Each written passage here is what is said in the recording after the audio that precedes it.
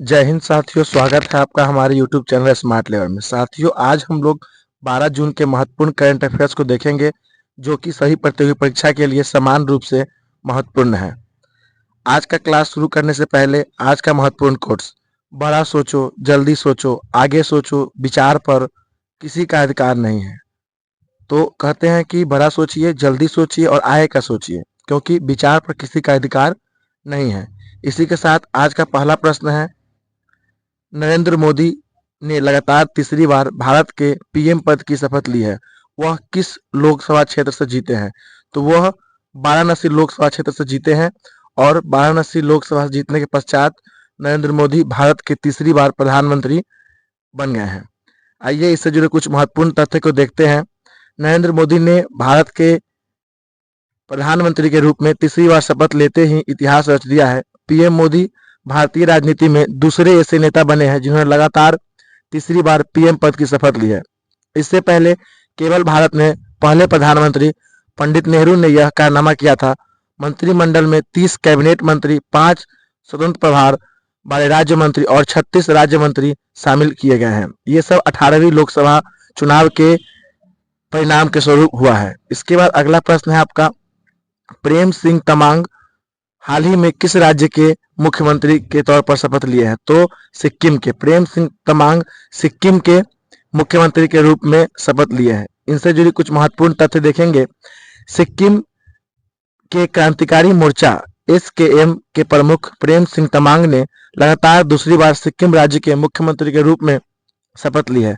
56 वर्षीय राजनेता को गंगटोक के पलजोर स्टेडियम में आयोजित एक समारोह में राज्यपाल लक्ष्मण प्रसाद आचार्य ने पद और गोपनीयता की शपथ दिलाई है। एसकेएम ने विधानसभा चुनावों में राज्य की 32 में से 31 सीट जीतकर मुख्यमंत्री पद की शपथ ली है। अगला प्रश्न है: फ्रेंच ओपन 2024 का महिला खिताब जीतने वाली ईगा स्विटेक किस देश की खिलाड़ी है? तो ईगा स्विटेक पोलैंड की खिलाड़ी है। पोलैंड की खिलाड़ी है जिसने फ्रेंच ओपन 2024 का खिताब जीता है। ईगा स्विटेक ने जैस्मिन पाओलिनी को हराकर लगातार तीसरी बार फ्रेंच ओपन महिला खिताब जीता है। पोलैंड की 23 वर्षीय 2005 से 2007 तक जस्टिन हेनिन के बाद पेरिस में लगातार 3 ट्रॉफी जीतने वाली पहली महिला खिलाड़ी बनी है। ईगा वर्तमान में महिला टेनिस संघ द्वारा महिला एकल में विश्व की नंबर 1 टेनिस खिलाड़ी है। इसके बाद अगला प्रश्न है: यूएन ने हाल ही में बच्चों के खिलाफ अपराध करने वाले अपराधियों की वैश्विक सूची में किस देश को जोड़ा है? तो इजराइल को जोड़ा है। किसको जोड़ा है? तो इजराइल को जोड़ा है। यूएन के द्वारा हाल ही में बच्चों के खिलाफ अपराध करने वाले अपराधी की वैश्विक सूची में इजराइल देश को जोड़ा गया है। आइए इससे जुड़े कुछ महत्वपूर्ण तथ्य देखते हैं। तो हाल ही में संयुक्त राष्ट्र के महासचिव एंटोनियो गुटरेस ने बच्चों के खिलाफ अपराध करने वाले आपराधिक एवं वैश्विक सूची में इजराइल की सेना को शामिल करने का काम किया है। एक राजनयिक सूत्र के अनुसार इजराइल रक्षा बलों आईडीएफ के साथ हमास और फिलिस्तीन इस्लाम जिहाद को भी सूची में जोड़ा गया था। बता दें कि हमास इजराइल युद्ध 7 अक्टूबर को इजराइल पर हमास के नेतृत्व में हमले से शुरू हुआ था और यह युद्ध चला। इसके बाद इजराइल को इस सूची में जोड़ दिया गया। चलिए अगला प्रश्न देखते हैं हम लोग। मोदी मंत्रिमंडल में कुल कितनी महिलाओं को शामिल किया गया है? तो मोदी मंत्रिमंडल, आपको पता है कि अभी देश में 18वीं लोकसभा चुनाव हुई। 18वीं लोकसभा चुनाव में एनडीए गठबंधन को बहुमत मिला और बहुमत मिलने के पश्चात नरेंद्र मोदी भारत के तीसरी बार पीएम बन गए। तीसरी बार पीएम बनने के पश्चात इनके मंत्रिमंडल में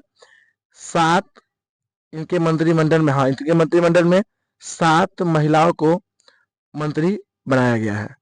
चलिए इसके बाद देखेंगे आप।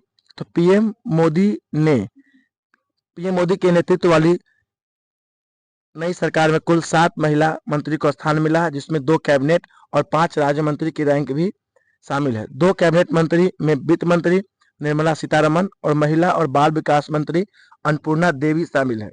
वही अन्य राज्य मंत्रियों में शोभा करंदले, न्यूनती जयंतीभाई बांभनिया, सावित्री ठाकुर, रक्षा निखिल खड़गे और अनुप्रिया पटेल शामिल है। इसके बाद मोदी मंत्रिमंडल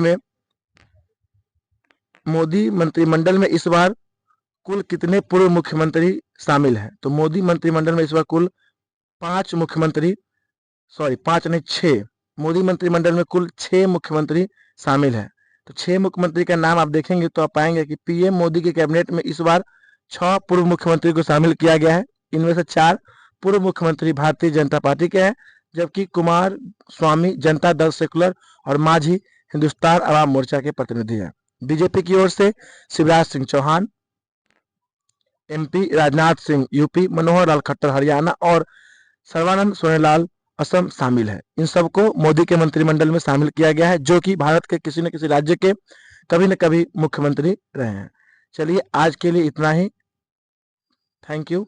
इसी तरह के करंट अफेयर्स के वीडियो के लिए आप हमारे यूट्यूब चैनल स्मार्ट लेवर से जुड़े और डेली हर एक प्रतियोगी परीक्षा के लिए समान रूप से महत्वपूर्ण करंट अफेयर्स क्लास को देखें। धन्यवाद।